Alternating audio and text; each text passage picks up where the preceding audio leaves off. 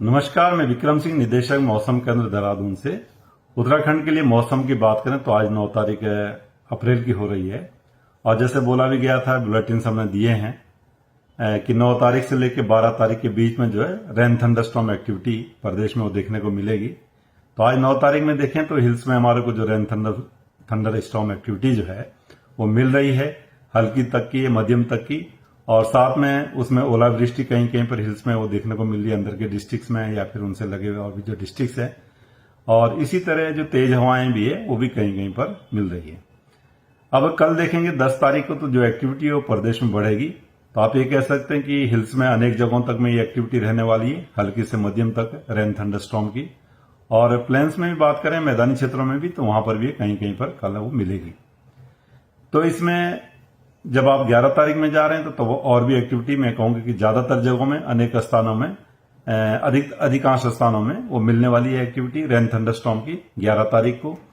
और जहां हल्की से मध्यम बारिश मिलेगी इस दौरान रेन थंडरस्टॉर्म के साथ, उसके साथ आप देखेंगे कि जो थंडरस्टॉर्म की वजह से तेज हवाएं, विशेषकर जो हमारे मैदानी क्षेत्र के डिस्ट्रिक्ट है, चाहे 10 में देखें या 11 में भी देखें, जिसमें हरिद्वार है, उधम सिंह नगर है, फिर देहरादून, इसी तरह पौड़ी, नैनीताल, तो इनके जो भी मैदानी क्षेत्र हैं इन डिस्ट्रिक्ट्स में, तो और इसी तरह चंपावत डिस्ट्रिक्ट में भी, तो यहाँ पे झक्कड़ भी जो कहीं कहीं पर, जिसमें हवा की गति अगर 10 तारीख को देखेंगे तो 50 से 60 किलोमीटर प्रति घंटा की स्पीड इन एरियाज में कहीं कहीं पर मिलनी चाहिए।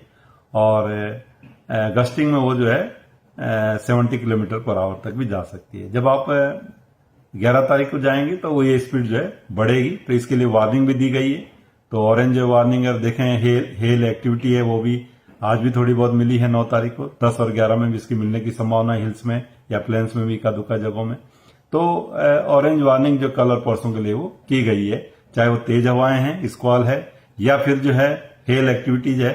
और इसी तरह लाइटनिंग भी कहीं कहीं पर, खासकर हिल्स में, वो चीजें देखने को मिलेंगी। तो कहीं ना कहीं थोड़ा जब थंडरस्टॉर्म एक्टिविटी चल रही है तो लोगों को उस दौरान सतर्क रहने की जरूरत है, जिससे किसी नुकसान से बचा जा सके। तो 2 से 3 दिन अच्छी एक्टिविटी, मैं कहूंगा 10-11 में अच्छी एक्टिविटी, पीक 11 को रहेगा और 12 को फिर एक्टिविटी कम होनी शुरू हो जाएगी रेन थंडरस्टॉर्म की।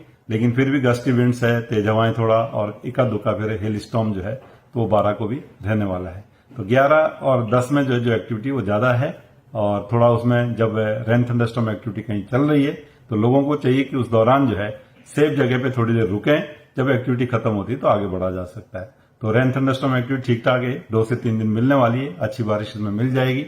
तो किसानों के लिए भी जहां फसल के लिए जरूरत है पानी की, उनके लिए तो ठीक है, लेकिन जहां फसल तैयार है तो वो उनको अपनी जो है अगर कटाई कर ली है तो उसको सुरक्षित जगह में रख ले। तो यही मैं अभी कहना चाहूंगा। नमस्कार।